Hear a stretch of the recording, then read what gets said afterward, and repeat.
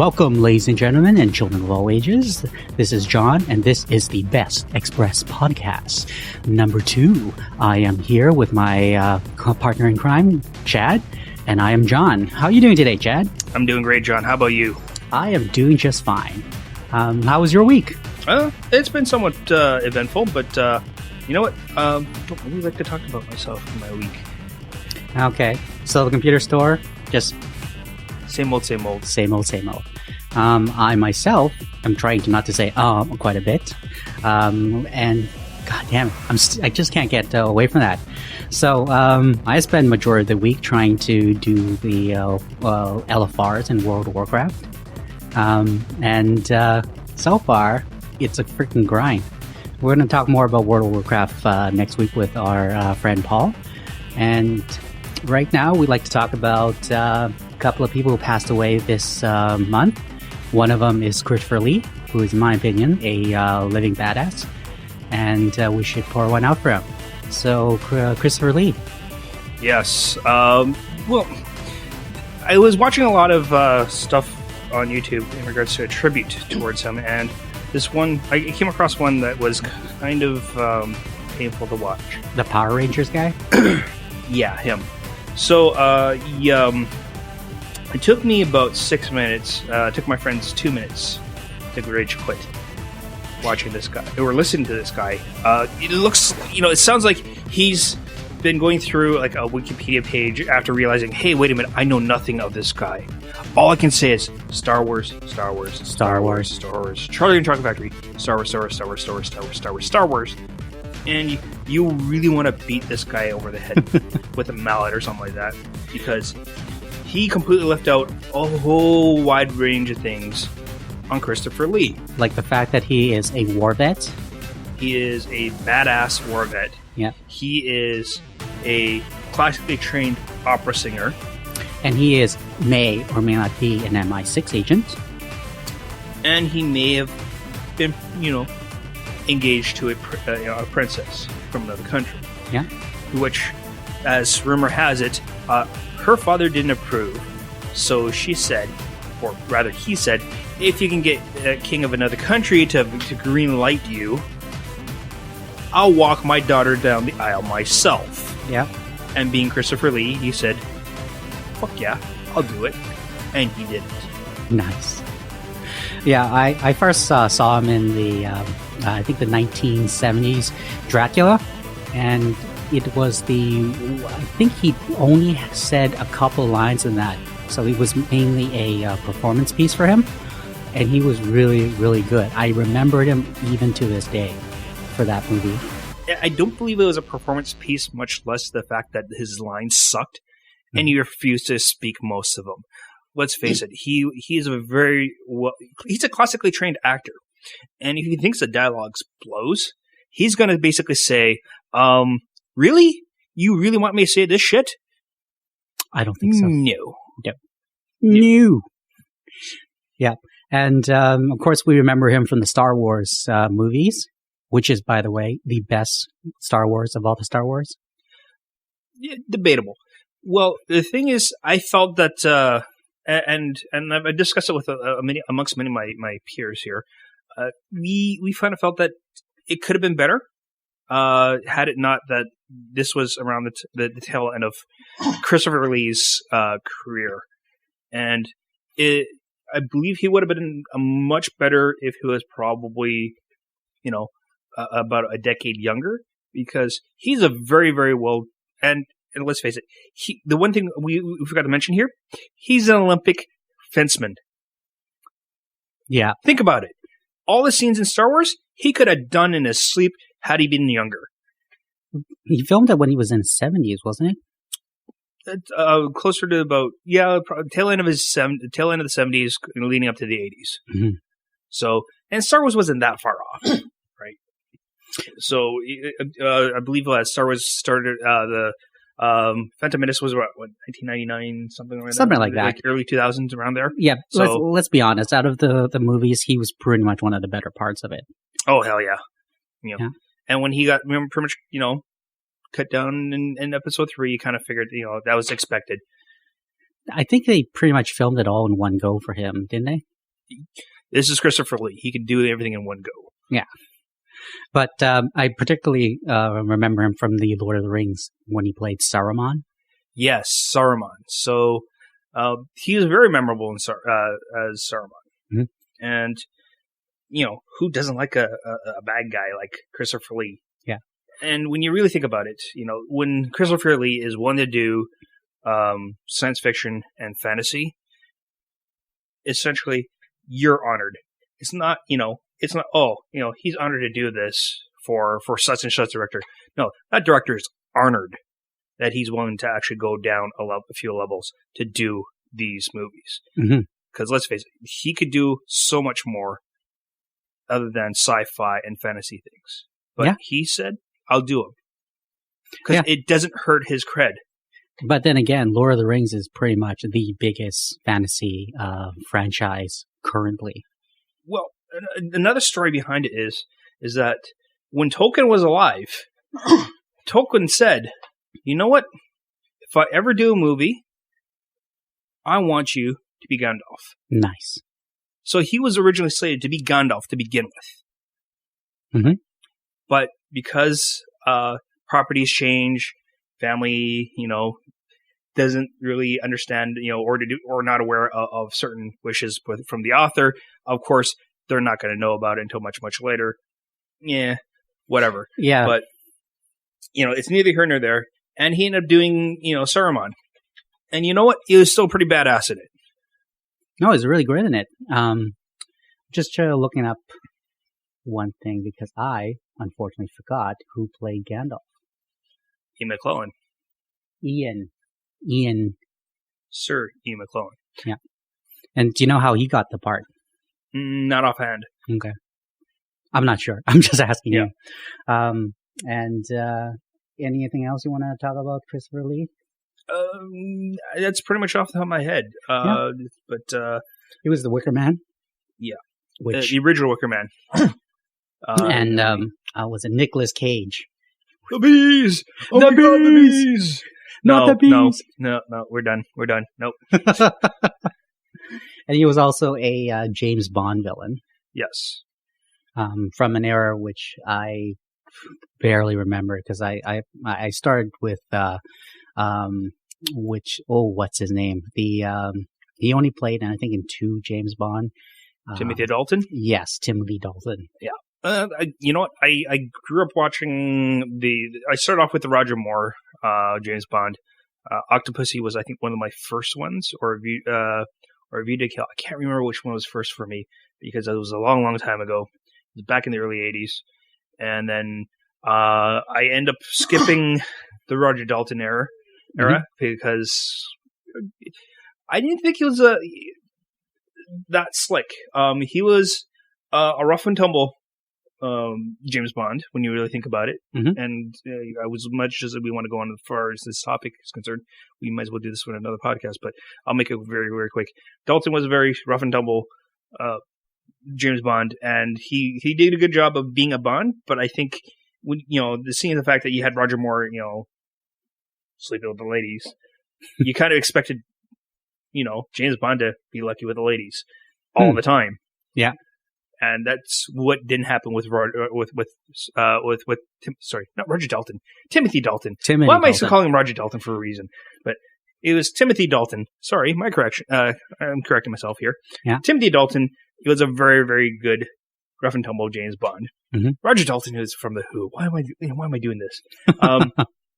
But anyways, and then you kind of have the precursor. He was the definitely precursor to the Daniel Craig version of it, which was great. But he also had what's his face, to Remington Steele, Pierce Brosnan, replacing him, and that was like, well, he was kind of a more debonair looking Bond versus Timothy Dalton. As far as a lot of people concerned, he is pretty much, other than Sean Connery, the definition of James Bond. I actually liked his stuff before it became apocalyptically silly because they tried to compete with Triple X. But that was during Pierce Brosnan's run. Yeah, I'm referring to that one. It's yeah, it's a little, it's Hollywood kind of stepping in into the genre and saying we want to take it up a notch. And then you had the Jason Bourne series, mm-hmm.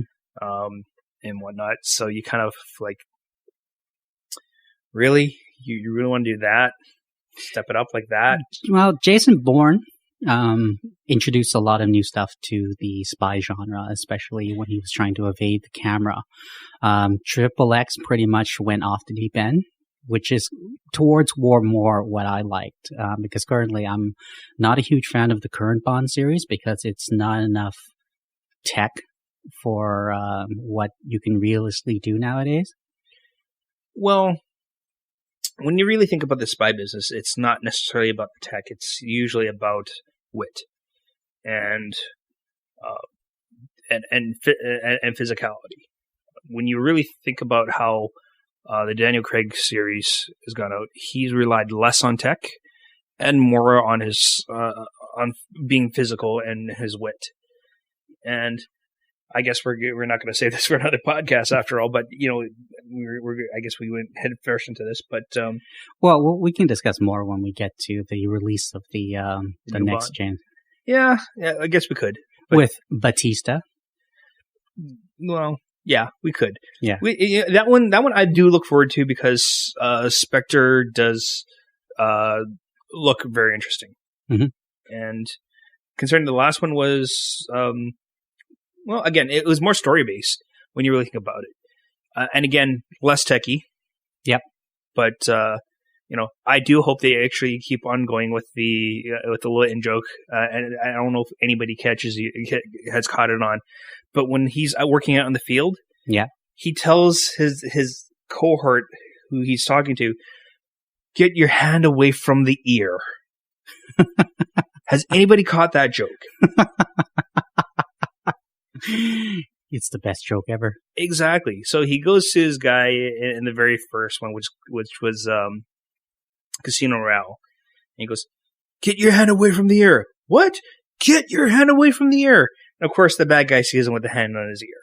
So obviously, you don't want to out yourself. Yeah. I don't remember seeing it in Quantum of Solace because I didn't really pay attention to it that much. It wasn't until, I guess, the last one, which was Skyfall, where he basically tells Moneypenny, Moneypenny,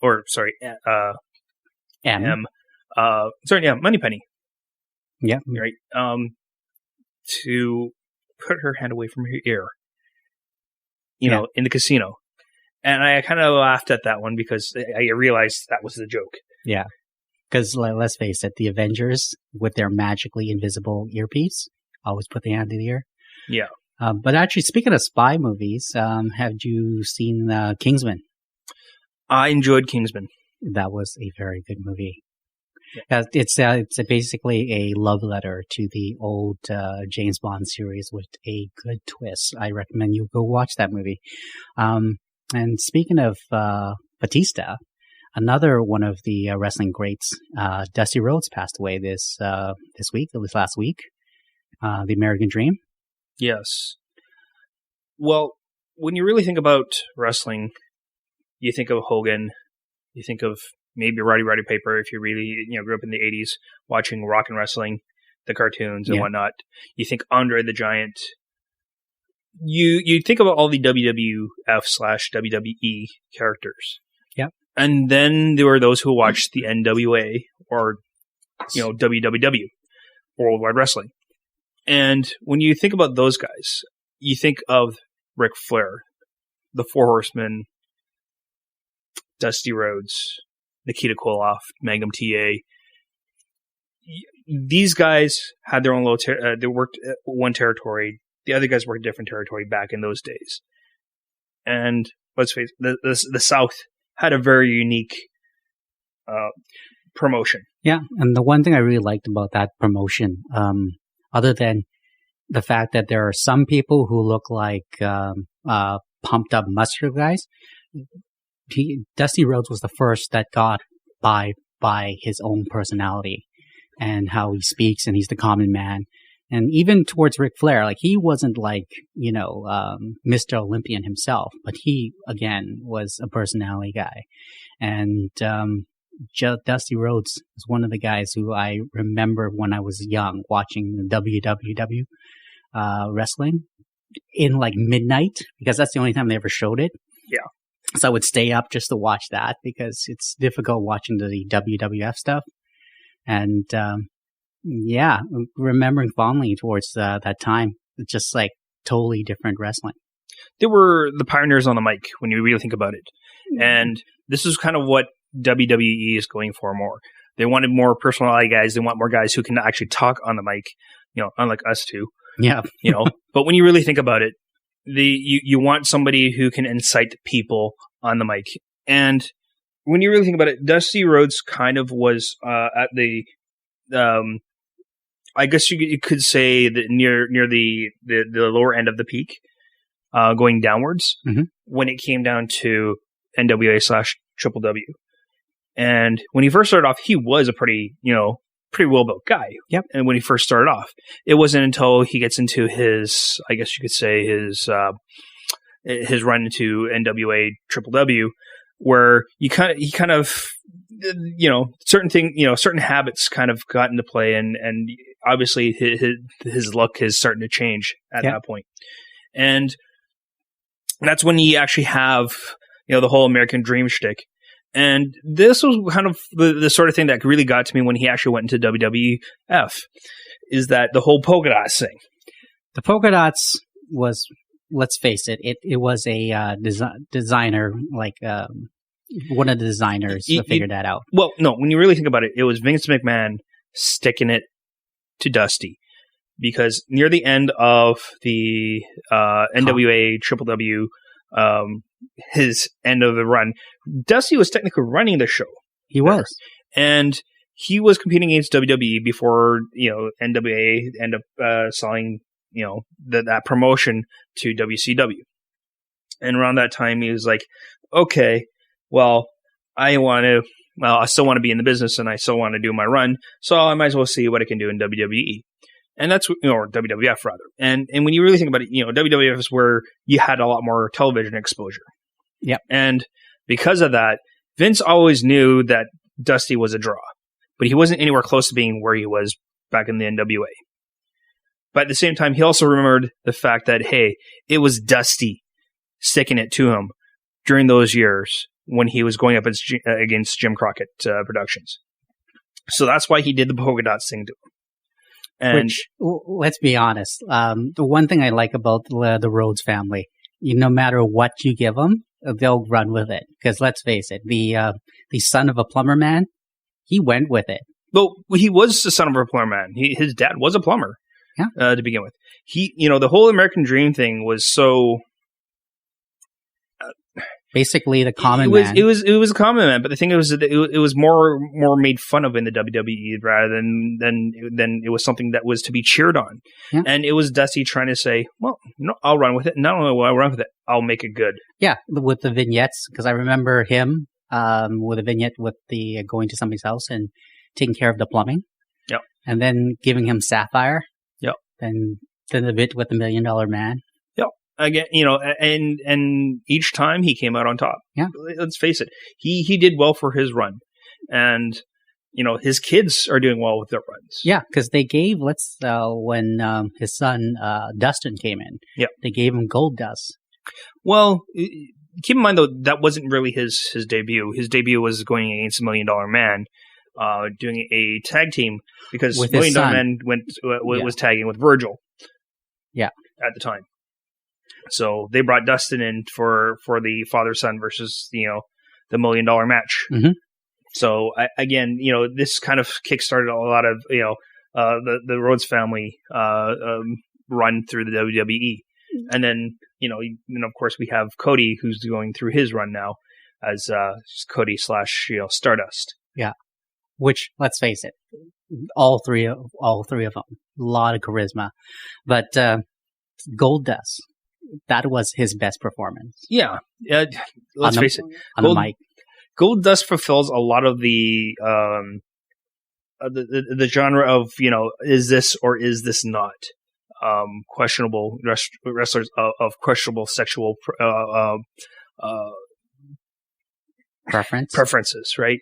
Because on one hand, some guys are doing it because, well, we want to screw with the guy's head. Adrian Adonis was Lord of King of that. You also had a local promoter doing that thing, Gorgeous Michelle Star. Mm-hmm. Shout out to you, dude. Locally, he's done that. What else is there? And of course, Stardust. Goldust. But the thing is, what I'm trying to get at is that by himself, when he's Dustin Rhodes, the guy is boring on the mic. Yeah. But when he's Stardust, he just unloads. And I know he doesn't like doing the character, but he did it for over 15 years. He did it for 15 years. Well. And it brings out a different side to him. And as much as he hates it everybody remembers him as Goldust. Yeah, because he was really good at it. Yeah. Through the Tourette's phase, when they gave it to him, and they gave him Booker T, they were both amazing. Yeah. Because Booker T himself, he's kind of a one-trick horse. Yeah. But at least when they teamed him up with Goldust, he went crazy. Oh, of course. And it was fun. Yeah, with the Star Wars sword. Lightsaber. But yeah, pour one out for these two guys. They're badass, and we have a lot of respect for them. And thanks a lot for that. So on that note, we'll take a quick break, and we'll continue on. Thanks.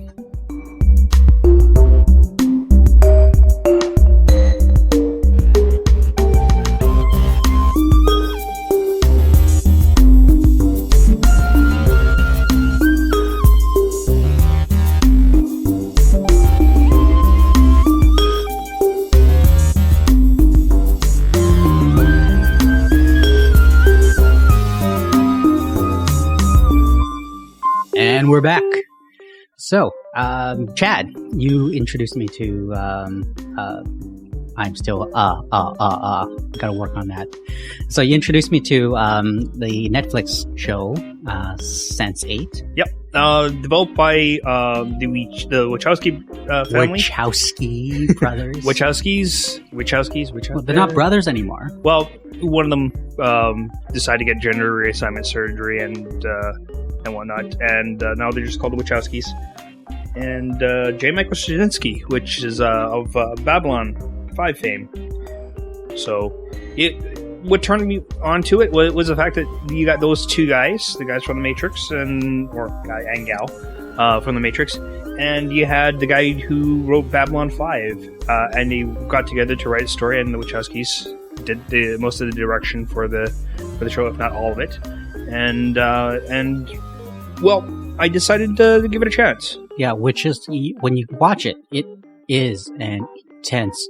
You see they put a lot of effort into it, considering the part was filmed in India, parts was filmed in, I'm assuming, somewhere in the United States, and some parts of Europe, and Iceland as well. And what the show is mainly about is basically 8 people who somehow shares a psychic connection with each other. That's the main gist of it. Yep, and they call it a cell. So they trade experiences with each other. They end up talking to each other. As well as skills. And they realize that, hey, we're connected because there's something that bonds us together. And they end up helping each other out as a result. And fair warning, there may be a little bit of a spoiler to this. We'll try not to, but it's really hard, especially when you talk about a series like this, because it's relatively complex. But yeah, I did watch the entire series in one sitting. Binge watched it. And, yeah, my take on it, you first have, the first episode was introduced, what's her name? Martha from Doctor Who. Yes, you had, I really hate pronouncing her name because I always getting pronouncing it wrong. Freema, from who played, Martha Jones from Doctor Who. And, you had, the guy who played, there's I'm now forgetting names now Yeah, for some reason. that's why we have our laptops with the pages up.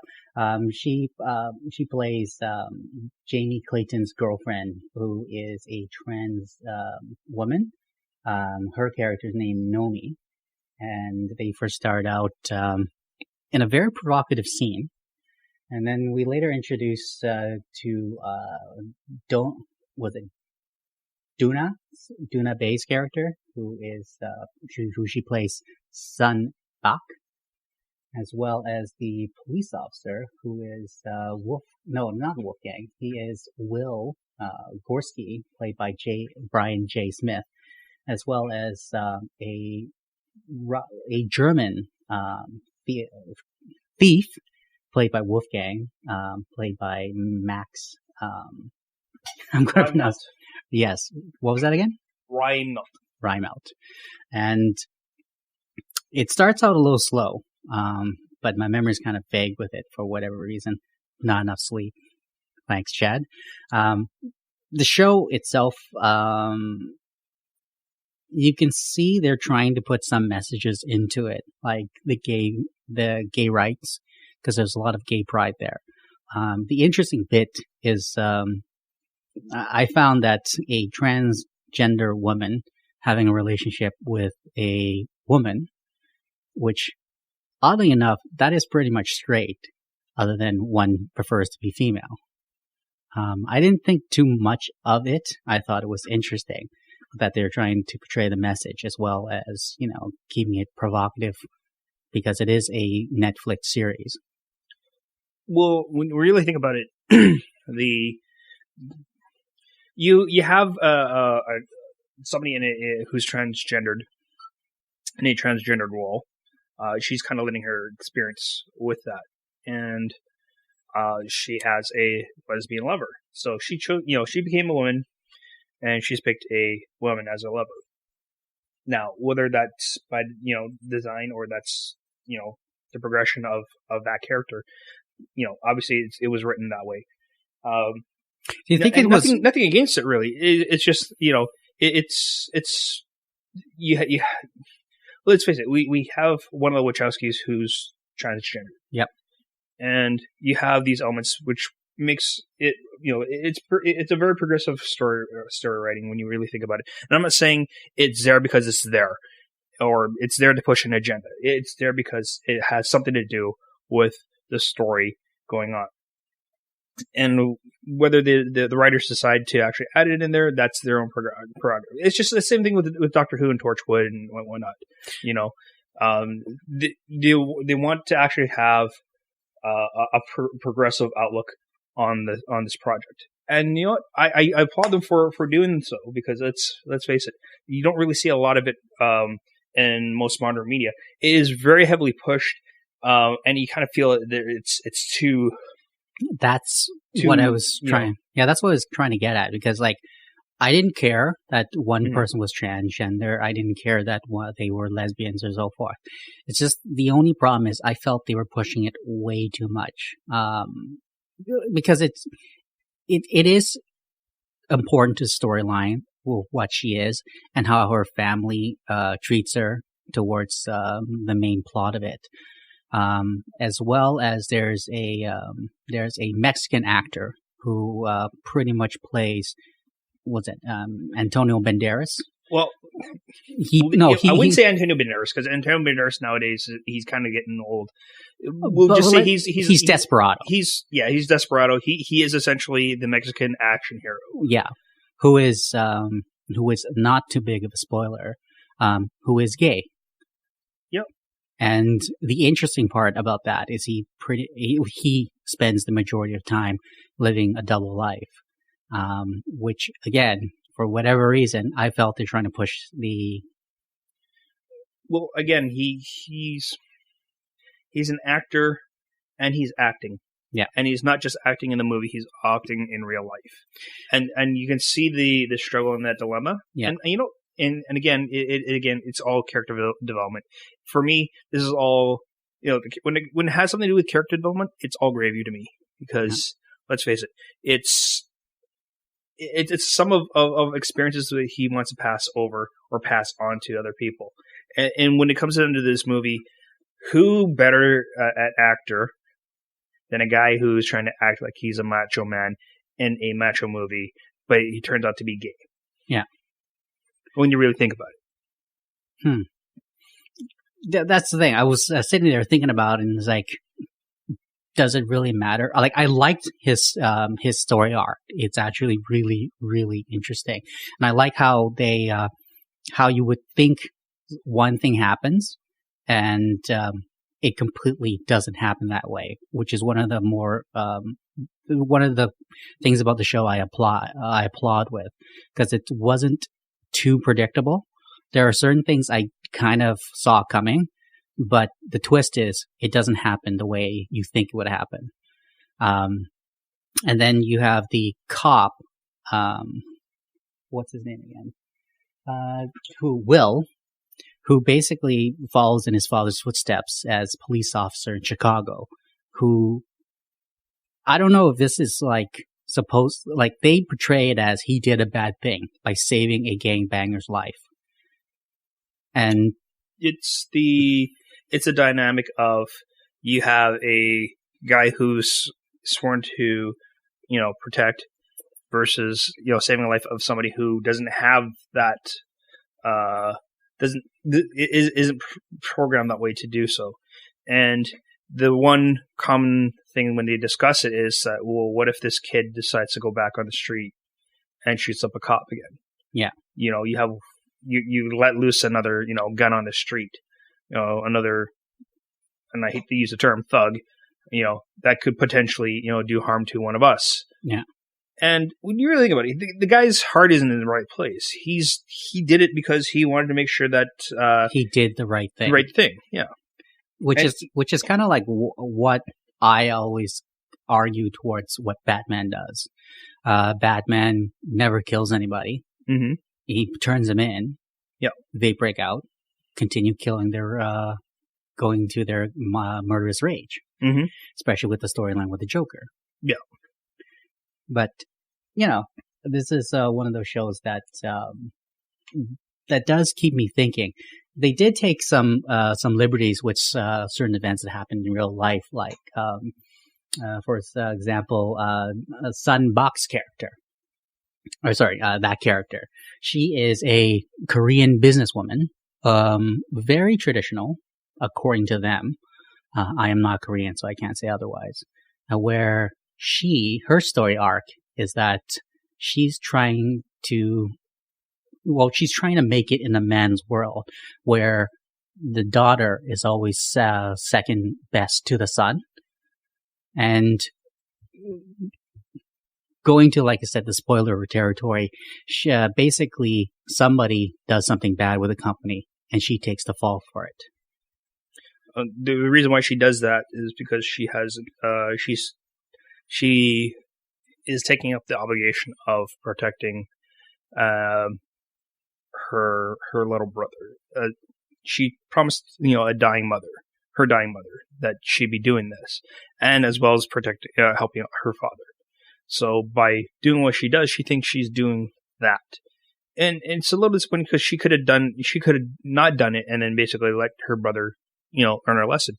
That could have been quite easily done that way, but because it's a storyline and they want to, that they wouldn't have progressed her character to begin with.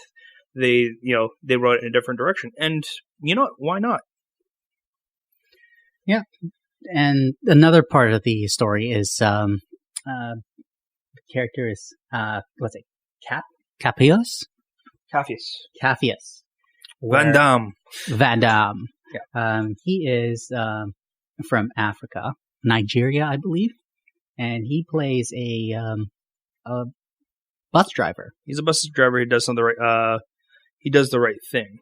Tries to do the right thing as much as he possible. Yeah. But this is Africa, whereas it is a gray line towards what he has to do.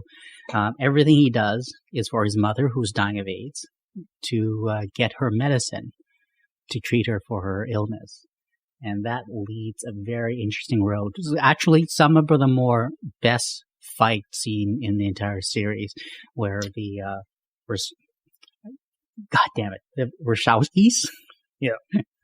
One of these days, I'll learn to pronounce their names. I swear. But yeah, it's what they're known for, especially with the Matrix and, well, as far as I know, the Matrix. Because Cloud Atlas. We won't go to Cloud Atlas other than it was a stinker. Yeah. But you see a lot of their farm of actors in this movie, and so forth. But overall, it is worth a watch. I did fairly enjoy it, even though I had to rush the last 3 episodes. Overall, you'd recommend it? I do definitely recommend it. And especially if they want something interesting to watch, because again, it is kind of in the realm of science fiction when you really think about it, and it is, set in modern time, like right here, right now. What if? And that's I think that would appeal to most people who may not care too much for the science fiction genre, but they want something that has a little bit of a story and teeth to that story. Yeah. There's also another storyline that evolves with an Indian woman who lives in India, who her arc is basically, does she marry the rich man that she doesn't love? I kind of felt that part was pretty weak overall. Like, she does play a part towards the ending of the series, but I believe she plays a scientist. Something like that. She's basically a scientist who's not only just engaged to a rich person, but she's a very spiritual person. Basically, the interesting part about her is that even though she's a scientist, she has a spiritual side, which a lot of the scientists is one or the other. You either believe in creation or you believe in evolution. She believes in both. Yeah, and the family she's marrying into doesn't quite believe in that. No, according to the plot, they're trying to destroy the temple. Yeah, but again, spoilers. And then she's mostly in communication with the German thief, who his chip on his shoulder is basically the shadow of his past. He doesn't want to become his father. He doesn't want to become his father. So, but at the same time, he wants to surpass his father, and as a result, he does a lot of things to do so. But at the same time, there are a lot of things that kind of get in his way. And the final scene for him was pretty amazing as well. Definitely something you should watch. A lot of action. I wouldn't say too much of it is thought-provoking, especially whether or not you have an open mind. Definitely something I did enjoy. And well, I think we forgot one more character. The Icelandic DJ. The Icelandic DJ. Ooh, yes. Yeah. So, I didn't see a point of her. I think she. Well, keep in mind though, they were there. The whole point of it was the other experiences, and I think her thing was that she was going through different things at the same time, and she was experiencing trauma. So basically, it was the polar opposite of having the Indian scientist. I found that she plays the damsel in distress. Yes. But at the same time, she was also, well, she, I really hate to say this, but yeah, I had to agree with you on that part. She is a damsel in distress in this one, but when you really think about it, everything all linked up into her part of the world. Yeah. In the end. When you really think, when it came close to the end, right? When you think about it. The female leads in it play pretty much the wide variety of the roles. One was the damsel in distress. The Korean character, Sun Bok, she played Chung-Li, essentially. She was the badass. She was the total badass. You have the smart East Indian woman. Yep. And then you have the transgender woman who proudly chose to be herself. It's one of the one things about the show I really like. She's also the hacker too. That came out of left field. Yeah. It's like, oh, by the way, I have this NSA stuff that normal people are not allowed to have. Well, when you discuss, they did discuss that her past. There was a reason why she became transgendered, but part of it was somewhere in her past when she was male. But we won't go into that because they didn't go into in depth with that. Yeah, what they're trying to say is, if you want to change who you are, change your gender, especially if you're a hacker. We're not going to go there. No. You also recommended me The Orange is the New Black, which I cannot get into. Not a lot of people can get into that stuff, but when I liked it because I already knew who the creator was, and the creator, Genji Shohan. She was the woman who wrote Weeds, which I enjoyed quite a lot. And when I heard she was doing a Netflix exclusive show, I just hopped onto it because, hey, I enjoyed Weeds. Maybe I will join this one. I do kind of enjoy this one, this movie. Sorry, not the movie, show. I'll probably have to give it a bigger, a more serious watch. Because nowadays, cable television is pretty much the best entertainment that you can get. Even better than the movies that are coming out. Like, I know there's a couple of shows that are like True Detective. That's, I heard, is really good. The Monoliths, Game of Thrones, Breaking Bad. All shows which I do not like. Oddly enough, I do like the Game of Thrones and Breaking Bad. I enjoyed all those shows. Although I never really cared much for Entourage. No, that was on regular TV. That can't. Well, it was. Well, I guess you could say it was on regular TV. I think it's from ABC. Was it ABC? I don't think so. No, because Entourage was on cable for a little bit, and then it was brought up on regular TV. Was on from cable? It was on cable first, and then it became part of regular TV because I remember. You're right. It's the series premiere on HBO. Yeah, and then later, for whatever reason, I remember going on to like regular TV. Yeah, it was. I think it was at the time City TV, who's owned by Rogers Communications, who decided to pick that up and put it on regular TV. Fair enough. That happened. Yeah. Yeah, Game of Thrones. I'm going to be honest. A lot of the stuff about Game of Thrones, I really like the bad guys. Yeah. When you really think of Game of Thrones, you don't think, great. You think great story. You think the gratuitous sex scenes. And then you think about, how much, some of your favorite characters keep dying on the show. The thing about the show, which everybody who watched it know how it goes. My observation with the show is it's pretty much what they do, which coming back to wrestling. You basically have a character, which they do a lot of crappy things, and you want them to die. And they keep teasing it until they pull the trigger. And then the good guys, it's like, oh, I like this character. Dies. Yeah. I like this character. He dies. I like her. She dies. But keep in mind, some of the bad guys do die as well. You have, good old Joffrey. The guy you learn to love to hate. And then you see him, dead. Saddest moment I ever saw. Not really. You kind of cheered for when Joffrey died too. But when you really think about it, the guy playing Joffrey, he's a cool kid. I have to say he's a really good actor for all the scenes I've seen him in.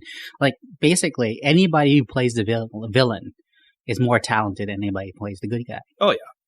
And one of my favorite scenes out of the entire series was the Red Wedding. I love that scene. Oh yeah. That was so good. Yeah, it was so good, but at the same time, you wanted to scream at that television. Why? Why did you do it? Why? I read the book. Yeah, I know. Yeah, I'm already on the third book. Because I wanted to see how different it was compared to the TV show. Because, unfortunately, all of the people I know who watch this pulled the Avengers bit on me. Oh my God, there was a book on this? Oh God. It's like, and the Avengers bit, if anybody doesn't understand, is basically, you go watch the Avengers, you think it's great, it's like, wait, there's a comic book? There's a comic book on this? What? Is it an adaptation of the movie? It's like, no, doorknob, it's freaking a long series of comic books since the 50s. Comics been out longer than you've been alive. Figure it out, kid. Yeah. And, yeah, it's like, oh yeah, the same person who said, so how's Lord of the Rings? Oh, it's just like the book. No, it's not. No, it's not. What's wrong with you? Can't you read? Of course not. Harry Potter. I love it when everybody just says, oh, well, the book's an adaptation of the movie. No, the book came up first. Think about it. How come the book has a little copyright thing stating that it's older than the freaking movie? And also the fact that it's sold billions. Yeah. But, yeah, word of advice. Harry Potter, watch the movie, then read the book. Yeah. Just like Twilight. Watch the movie, bitch about it, read the book, kill yourself. Yeah. I mean, don't kill yourself. Just hurt yourself a little. Yeah. Well, but going back to the Game of Thrones, when you really think that certain things and certain, quote unquote tropes are to happen in the movie, it doesn't happen the same way you expect, because you expect this to turn, or they expect to turn the way you expect it with normal, and that's predictable. George R. R. Martin doesn't do predictability, right? He'll fuck with you any way he can. Yeah, especially at this point where he's trying to finish up his next book, and the production's catching up real fast. Oh, it already has. It already has? It already has. It's already by the time the season ended, certain events did not actually happen in the book. Mm-hmm. Right. In fact, what they've done was at certain points of the show, they took different elements from other books in the series, mm-hmm. and they put it into that episode. So it's more of it's a good mix of what you may have read in one book and in another book for a particular scene. I also hear that, especially the upcoming seasons, they're going to be not from the book. They're just going to be made up on the spot. Yeah. And George R. R. Martin stated that, I'm going to go into seclusion so I can finish off the book. Stop bugging me. Stop bugging me. Stop bugging me. So he's actually taken time away from doing the TV / HBO adaptation so he can take care of the book. Hopefully he finishes. Yeah. And also, speaking of awards, Netflix, Daredevil. Yes. Something we mentioned last week, may have. No, that is a good fucking show. Yes, and when you really think about it, when you take a look at the person playing the Kingpin character, he was perfect. He was perfect. And when you look at it from through his eyes, yes, certain things have been done to prop him up in the city, and certain things he's done to actually improve on the city. When you take a look at a character like him, right, he doesn't view himself as a villain. No, he views himself as a person who has to do what's necessary to get to the goal. He basically plays it like anybody else would play it. Nobody is the villain of their own story. Everybody's the hero of their own story, which is what he sees himself as. Yeah. And he does this for the pretty much the, how should I phrase it? He is trying to fix his city that he loves so much, Hell's Kitchen. And if anybody don't know anything about the Daredevil series, it is a Marvel property where the main character was splashed by mysterious green goop that gives him superpowers, heightened senses, while also leaving him blind. So now he can essentially read by touching word. He can sense colors by touching it as well as hearing, smell. What else am I missing here? It's just a radar sense. Yeah. Yeah. And he as well is trying to protect the city from the villainy that is occurring, the street crimes and so forth. And through the entire series, it is not your standard superhero series. There is a lot of gray on this, which I like, and it is violent as fuck. Yep. And you can definitely tell that they didn't just cast a good-looking, hunky-looking, guy to play Daredevil. He basically looked just like the normal guy, like you and me. You can tell this guy was balding. This guy was not necessarily in the greatest shape, but he worked out. Yeah. And let's face it, he looks pretty damn normal when you really think about it in the scheme of things. And the fact that it's a Marvel property, and it's actually in the same continuum as Avengers. It is? Yes. Because they allude to what happened in the movies, but they don't say it exactly. It's like, do I look like I have a magic hammer or a shield I can throw around or a suit of armor? No, nothing like that. They basically make mention to what happened when in the first Avengers movie, where you had that thing open up in the sky and shit rain down and whatnot. But they don't allude to aliens. They don't say anything about, you had this, Nordic god coming down, rain, electricity, and, a cryogenically frozen hero coming out of the past throwing a shield, and a Russian spy, beating the shit out of people, right? They don't mention that, but they mention the event, right? But they don't mention it by name. They say, this happened a couple years ago because of the destruction that happened during that incident, and they quote, incident. They don't say it by name. Yeah, the only thing I'm a little saddened by this is you're not going to get any of those Disney crossovers. Okay, keep in mind, though, this is another property which is on a different quote-unquote network, even though Netflix is definitely not a network. Yeah. I just heard from another podcast that they can't bring certain people over. So potentially this is going to be its own universe. But I'm kind of hoping they could cross over with S.H.I.E.L.D. Well, again, this all has to do with the licensing issue and whether they can get the lawyers involved with that part. But again, Netflix is its own little network. Most likely that's not going to happen. It's the same thing with Constantine and Arrow and everything else. They were all kind of mentioned maybe in the same universe. Yeah. But at the same time, because they're on different networks, they wouldn't even, they're not going to bother crossing them over. Like Constantine, had it been a CW, production, just like, Arrow and they would have the crossover. Flash, they would have a crossover quite easily. Yeah. But too bad about that series. I really like Constantine. Yeah. Oh, I'm really outraged about that one because that was a very well done Constantine. Pretty much the better one. It's not. What is Constantine's comic book name? You also had the Sandman. You also had Hellblazer. No, Hellblazer. That's what it's called. Yeah. But yeah, unfortunately, the series got canceled and nobody's picking it up right now. But yeah, it's different from the movie with Keanu Reeves, but I like them both because it is something completely different from what we're seeing on TV, at least public TV. Yes. Well, you have the Matt Ryan Constantine, which is pre-cancer Constantine, and then you had Keanu Reeves version, which is the I have cancer, dude, Constantine, dude. But I know kung fu. But you had both guys played their version of Constantine very well. Yeah.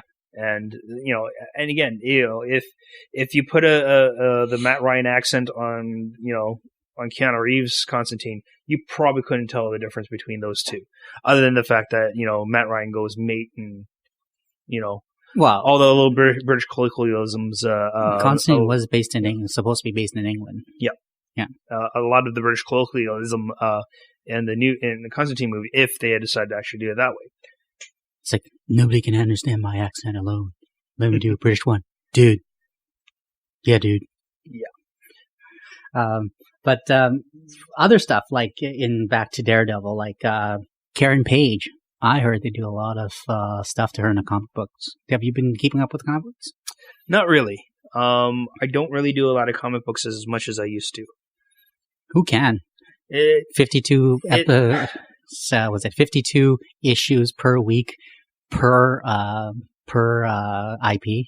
Well, keep in mind though, like if you have the comic is popular enough, they'll do maybe 1 or 2 titles, maybe 3. And then you got to keep up with that because sometimes the arc travels across those ones. Purposely. And to be quite honest, when you get to a point where basically now a comic book is coming up on $5 a book. And you have to buy, was it 3-4 a week? Yeah. It kind of gets a little on the pricey side. I remember when comic books were like 65 cents, 35 cents back in the day. And now it's like, oh, really?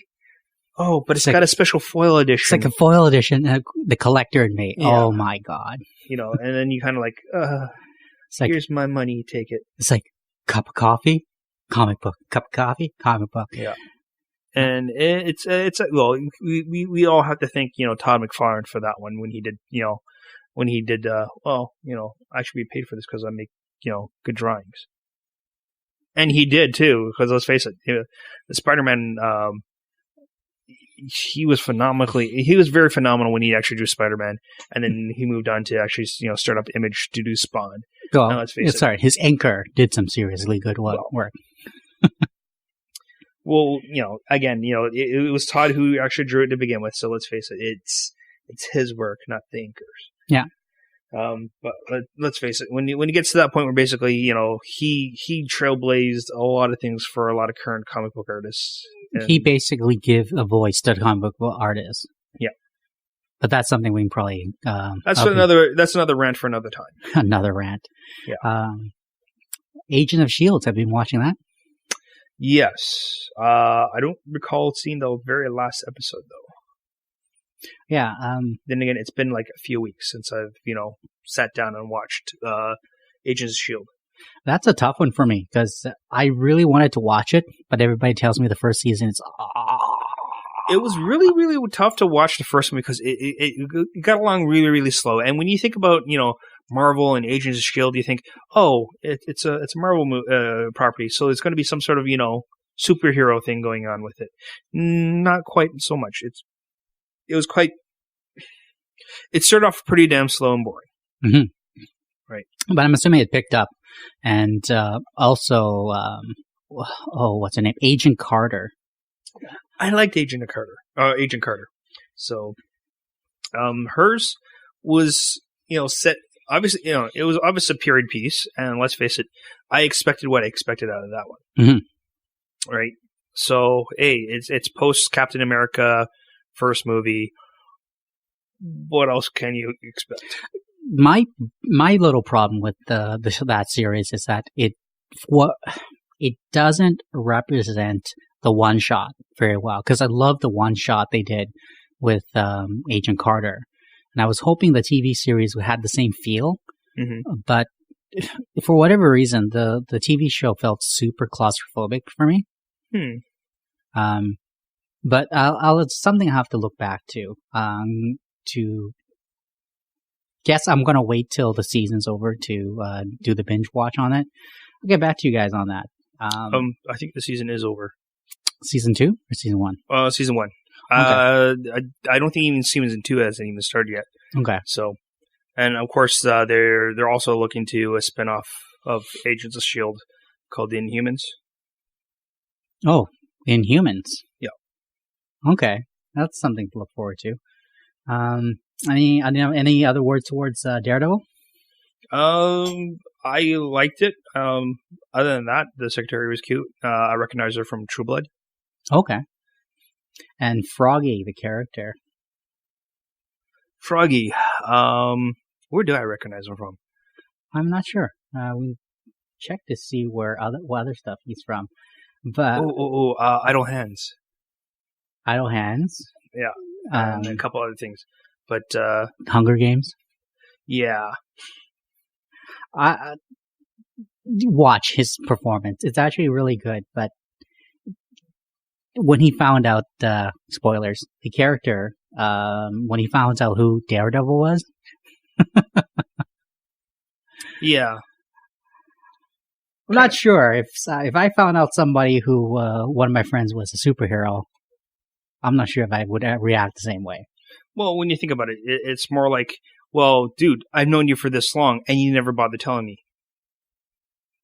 Uh-huh. Right? When you think about it, it's like, well, don't you trust me? Come on. I'm one of your best friends. Well, like, come on. I've been there through thick and thin with you over certain things. You've been there through thick and thin with me on these things.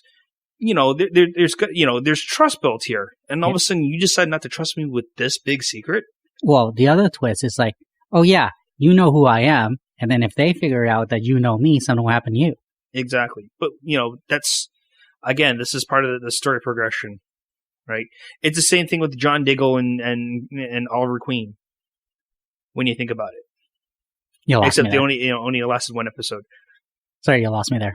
John Diggle, Oliver Queen. Arrow. Did you not watch that? I don't watch Arrow. Oh, that's right. I keep forgetting that part. I tried to watch Arrow. I couldn't do it. Okay. The pilot of Flash was good, but I still haven't watched the series. It's something about DC at the moment. You should watch it because it will blow you away and make you think twice about DC, despite the fact that they have shitty movies. DC, except for Batman. Well, right? No. I know. You're not a big fan of Batman, especially the Christopher Nolan Batman. But let's face it, the DC properties on TV are very, very well done. Well, considering they last this long, because right now my deal with DC is that it's dark. All the movies are dark. The comic book is going to get dark soon. Yeah. You're the one common thing you're going to really hate about Arrow, though, is that it starts off dark and kind of lightens up. Lightens up? Yeah. So they actually turn the contrast up so you can see stuff? Well, I'm talking about the character being, kill. Like, okay. I'm a rich guy. I shoot stuff with my bow. Well, you also have to realize that they're taking elements from Batman. The only exception is that Batman never killed anybody. Well, never really killed anybody. Nobody kills anybody. Like Superman never killed anybody. Well, keep in mind though, Superman's a Boy Scout, and that's who he's dubbed as. Arrow does not start off as a Boy Scout. He never was a Boy Scout to begin with. Really? Even long before he was quote unquote Arrow, yeah. he was a playboy who went around town because he was a rich kid, and he slept around, And then when you basically once he goes through his life changing experience on the island, he's now a killer. The island? Well, okay, spoilers. Wow. Okay. Sorry. Was the TV show based on really based on a character, or they changed it? It was really based on the character. When you're talking about the Arrow / Green Arrow, one of the major storylines is that he developed his skill on a deserted island. A deserted island? Quote unquote deserted island, when really it wasn't really deserted after all. There were, things that made him into quote unquote the Arrow. Okay. Yeah, because he had to learn to survive, with a bow and arrow, etc., etc., etc. Does he have the boxing glove on an arrow? I don't believe so. Does he have Speedy? Yes, there is a Speedy now. We'll go into okay when you actually get into Arrow. All right. Okay, we'll discuss Speedy and the other characters, because I know they fucked him up beyond recognition in the comic book series. Again, this is kind of when you really think about when we actually bring something over to a different property, like say movies or to television. Obviously, they're going to take liberties on the property. Mm-hmm. In terms of storyline and whatnot, and that's expected. So with the TV properties, obviously it took very great liberties on certain characters that are involved. So that's kind of expected. I wouldn't lose sleep over the fact that Speedy is not necessarily a guy, maybe. I don't know. Or, or Arsenal may not be called Arsenal. Or what else? One version of the Black Canary is completely different from the other version of the Black Canary. Right? Yeah, I'm going to have to watch some of it to figure out why they did that little weird bit. But again, they've really taken a lot of liberties with the property because it's story, it's progression, and on top of that, you want to make it slightly different and less predictable than what you see in the comics. Of course, they're going to take elements from the comic and incorporate into the show, but may not necessarily end, or the progression to it may not be exactly the same, but maybe or may not be exactly the same as what you saw in the comics. Because let's face it, if everything was exactly the same in the comics, it'd be kind of boring. Well, I don't know. I like to argue with that one, considering that the comic books most of the time has better plot than what they're going to bring up. Well, it depends on the writer too, right? True. So, fair enough. Gotham. How's that? Gotham. I do like it. You have a woman named Barbara Gordon. You have Jim Gordon. You have the characters that will eventually become, Batman villains. So is it more of a crime drama? It is definitely a crime drama. It's what happens in between the Waynes being killed and leading up to, Bruce becoming the Batman. So it... I'm trying to avoid spoiling it. You go up to, Gordon and say, hey, would you believe that 10 years from now there'll be a guy in a rubber suit calling himself the Batman? And there's some clown that goes insane and calls him the Joker. And there's a dude who looks like a penguin. Yeah, you never would expect anything like that back in the day. But hey, you know what? Hey, well, back then, villains were villains. But you also had, inklings of what these villains could be, inklings of potential supervillains down the road. If it weren't for the fact that they're stupid and they get killed. Huh? Oh, hey, I'm not going to spoil it too much. I'm just going to give out, minor spoilers. People die, People die? Well. Oh, well. Live or die, people die, whatever. When again, they have, you have the criminal elements, you have the organized elements, etc., etc., etc. Whatever, right? It's again, it's all storyline progression. This is the what if world where what are these characters going to be doing before leading up to the Batman? Makes his debut. Oh yeah. We're gonna have to see. There's so much TV to catch up on. Yeah, but again, I enjoyed it, and I'm sure you'll probably enjoy it if you watch it. We shall see. Yeah, he shall see. This is the Best Express podcast. Thanks everybody for listening. Tune in next time. Take care. Have a good one. Yep.